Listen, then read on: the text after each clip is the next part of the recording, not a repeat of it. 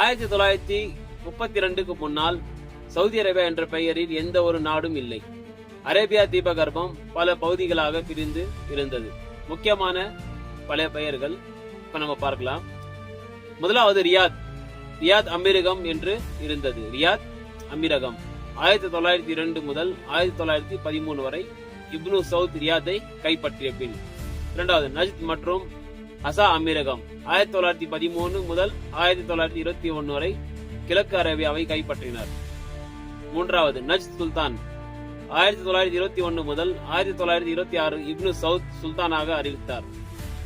நான்காவது ஹிஜாஸ் மற்றும் நஜ்த் அரசாங்கம் 1927 முதல் 1932 வரை ஹிஜாஸ் பகுதியை கைப்பற்றி இரண்டும் சேர்த்து அரசாங்கமாக பெயரிடப்பட்டது. இவ்வாறு பல வருட போராட்டங்களுக்கு பிறகு 1932 அனைத்து பகுதிகளும் ஒன்றிணைக்கப்பட்டு சவுதி அரேபியா அரசாங்கம் என்று பெயரிடப்பட்டது.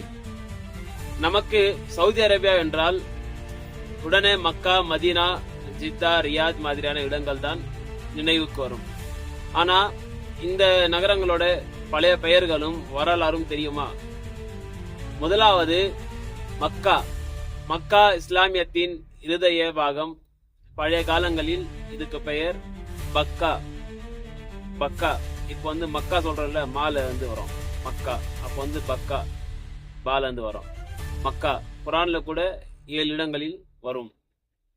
மக்கா 1932க்குள் ஹிஜாஸ் ராஜ்யத்தில் இருந்தது.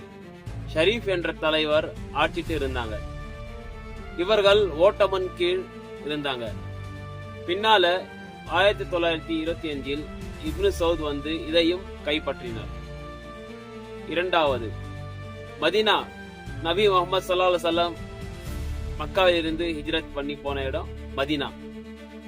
இந்த இடத்துக்கு பேர் முன்னாடி யஸ்ரிப் என்று சொல்வார்கள். யஸ்ரிப் இப்போ மதீனா இருக்கு, அப்போ யஸ்ரிப் இருந்தது. நபி வந்ததுக்கு பின் இது நபியின் நகரம், மதீனத்துன் நபி. நபியின் மதீனா என்றால் சிட்டி. மதீனாக்கு அர்த்தம் பாத்தீங்கன்னா சிட்டி. இதுக்கு மதீனத்துன் நபி, நபியின் நகரம். சரிங்களா?